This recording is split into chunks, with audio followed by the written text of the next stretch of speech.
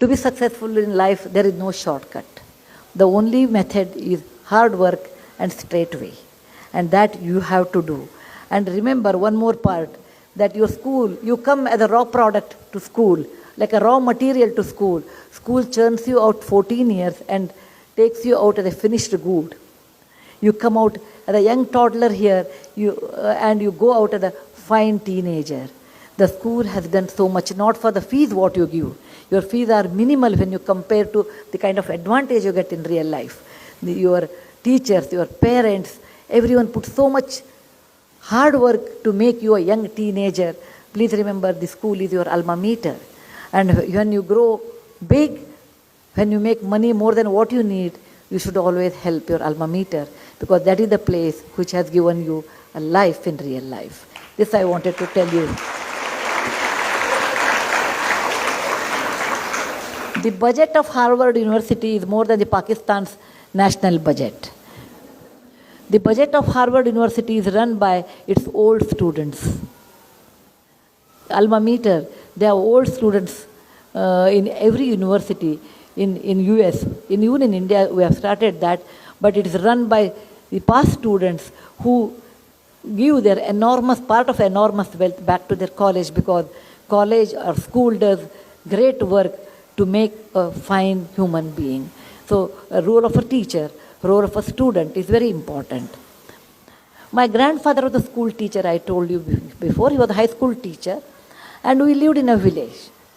So in the evening, both of us used to sit on the, outside the village. There will be a small park, in front of our house. We used to sit there, and people who pass our house used to tell, "Namaste, Masterji." Everybody. Once I asked my grandfather, maybe 7, 8 years old, why do they call everyone, including the Patel of the village, including the Mukhya, everyone says Namaste, Masterji. Why? My grandfather told me a very nice shloka from Mahabharata. He told, Arjuna, the mighty warrior, the great warrior, always used to respect his teacher Dronacharya. And somebody asked him, "Oh Arjuna, you are such a famous man. You are a king. You have a lovely wife. You have so much wealth. Why do you always worship your teacher who doesn't have even any money compared to you?" He says, that is not true. Na rajyam. That's the reason I want you should introduce Sanskrit, because it's one of the most beautiful language of our land, which has great classics like this, which tells you, na rajyam, na dhanam, na kanakam. That means it says, no kingdom, neither a beauty, nor money. In this life, nothing stays with you. The most beautiful person today become old one day. Today, whatever you see, Deepika Padukone, she will become old one day. In my time, Vajantimala was so beautiful. She also became old one day. Old age is a part of life. People who were very rich once upon a time may not remain like that, because money is always wavering. People who had a lot of lands must have lost lands due to many reasons. So in life, nothing is permanent. What is permanent? He says, knowledge is permanent. Knowledge nobody can steal, nobody can burn, nobody can bury. Knowledge is something, the more you give, the more wealthy you become. As a teacher, I'm sure all teachers will agree, first year we are not great teachers. Second year will be a better teacher. Third year, perfect teacher. Because every year you go on teaching, you know your flaws. Not students will tell, but we know our flaws when you teach. Was I really fast? Was I condensing? Was I not convincing? You learn your faults every year and you improve. And that's the reason the more you teach, better teacher you become. More knowledge you give, better person you become. So he says the teacher is the one, he is the greatest philanthropist. He or she may not have much money, but a teacher is the one, the greatest philanthropist in life, who gives away their knowledge to others. And that's the reason we should always respect teachers. And teachers are the most important people in your life. Please remember that.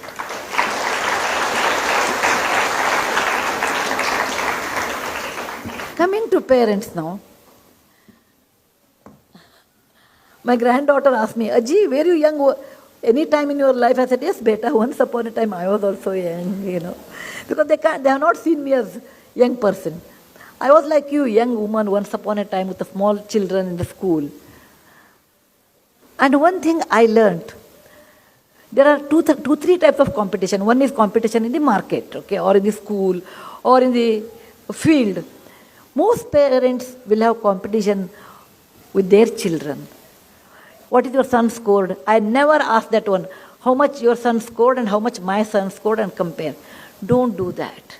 It is not good for you and worse for your child.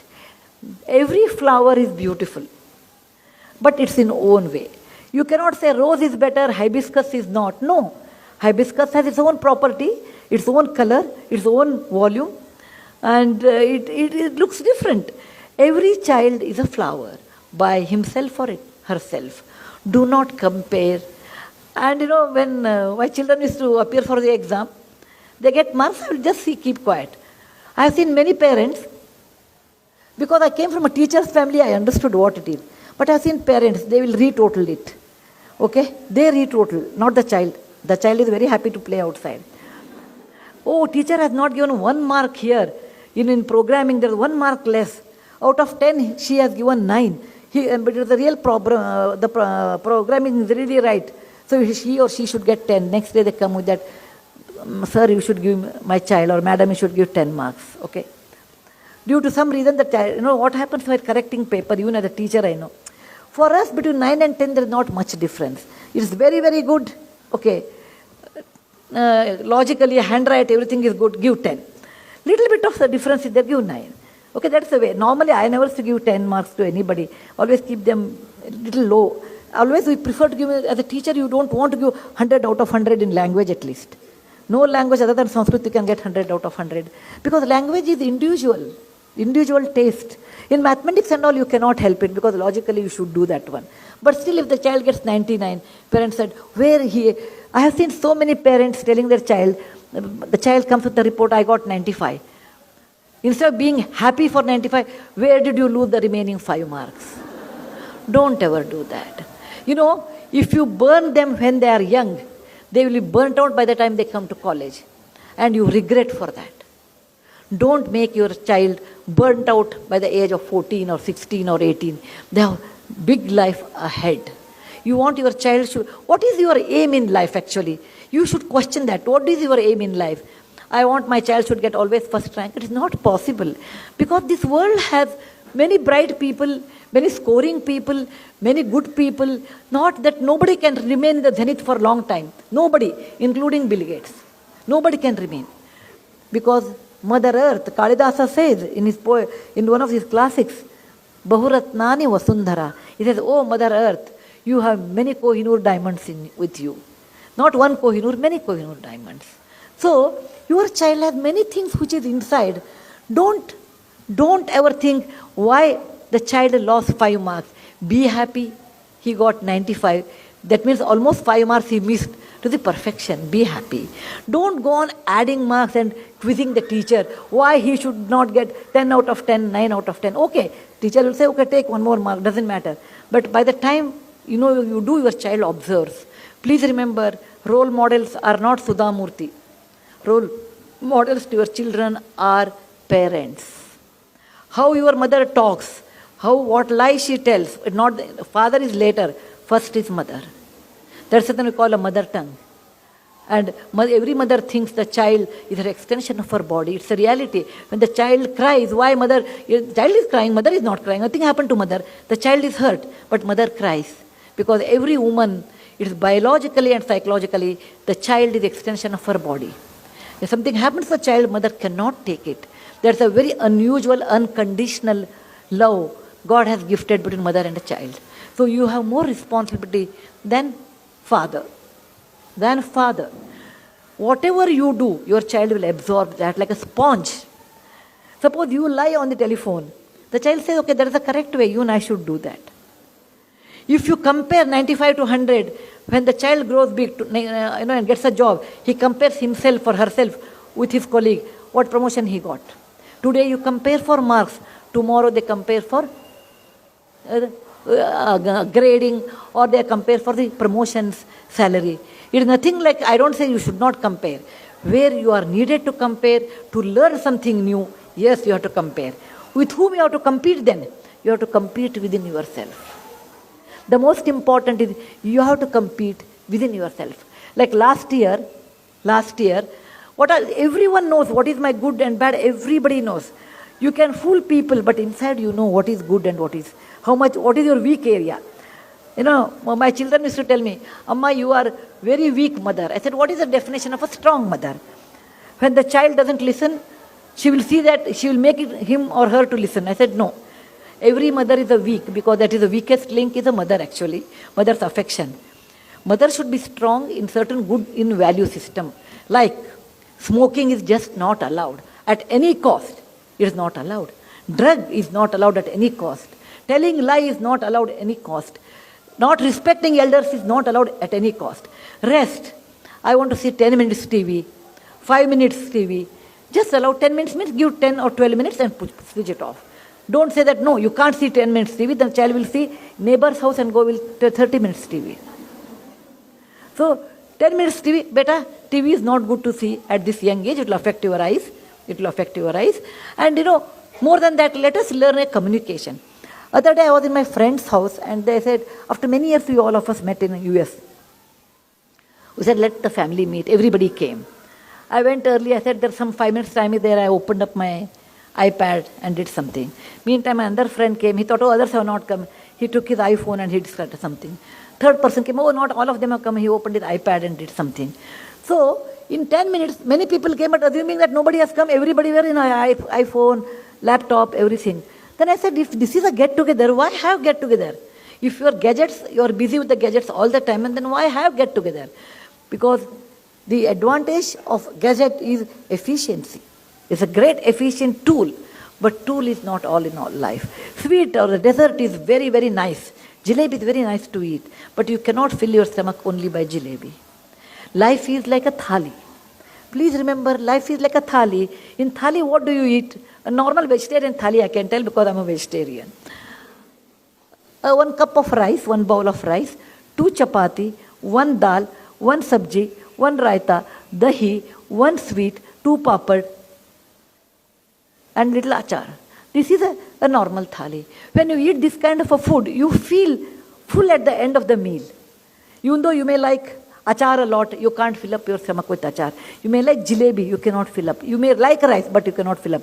Okay? The combination of all makes life full. So is human life.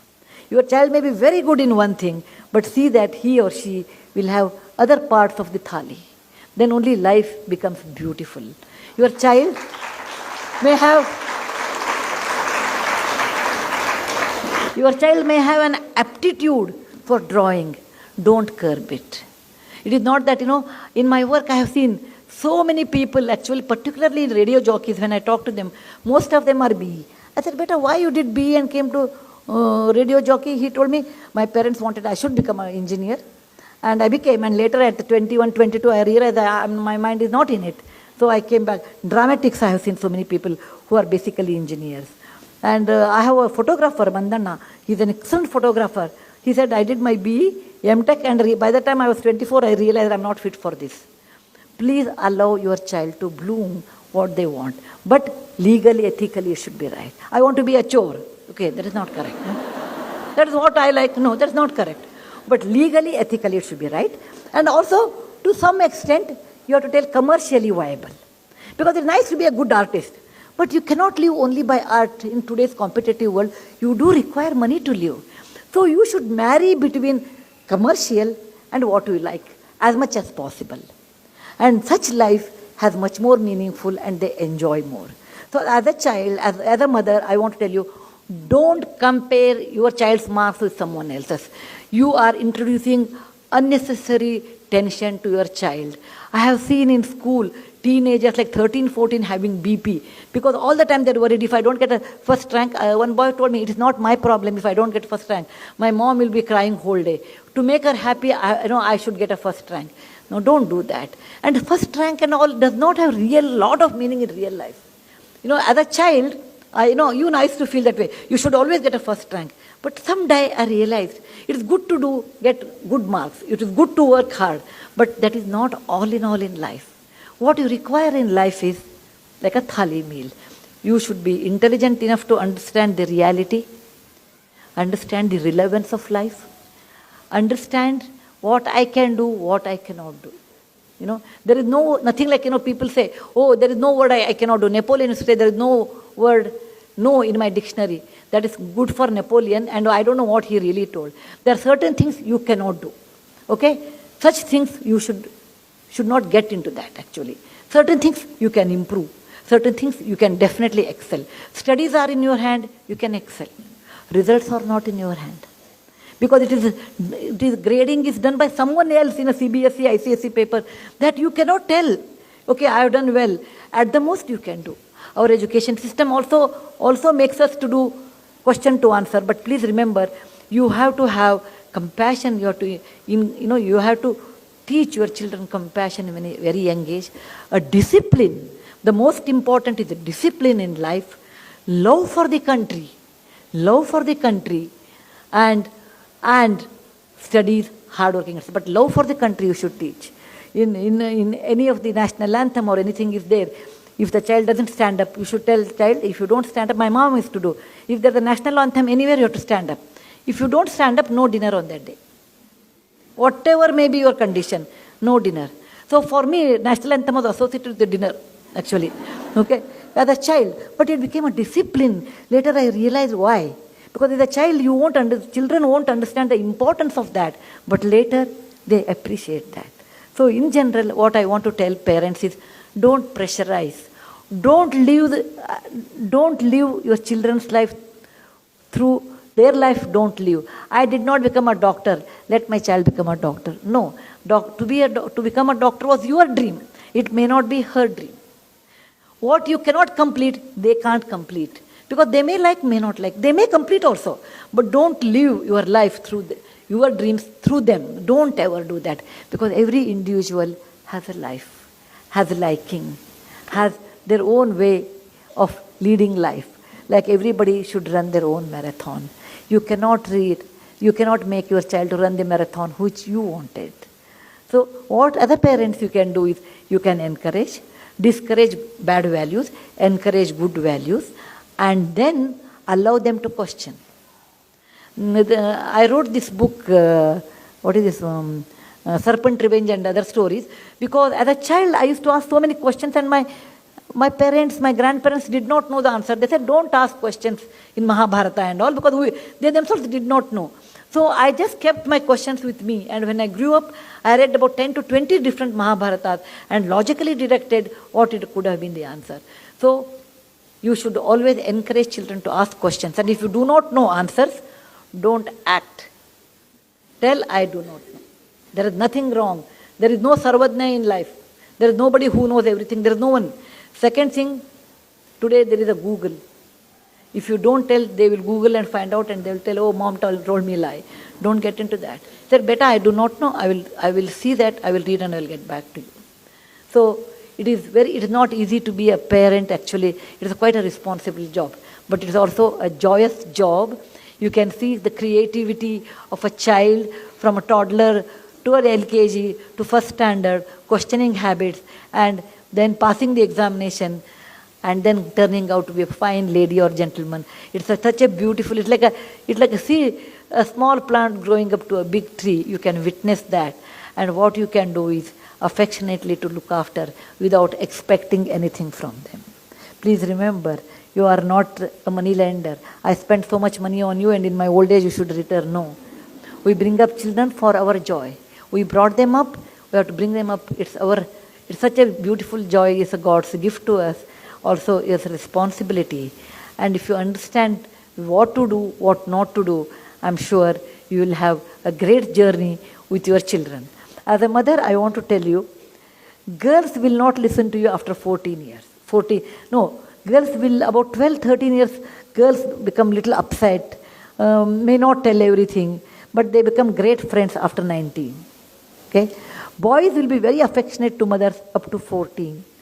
Okay? After that, they have their whole world, and they look down upon cricket is the greatest thing, other things are less, and all those, because it's all cycles, So enjoy your boys up to 14. Enjoy your girls after 19.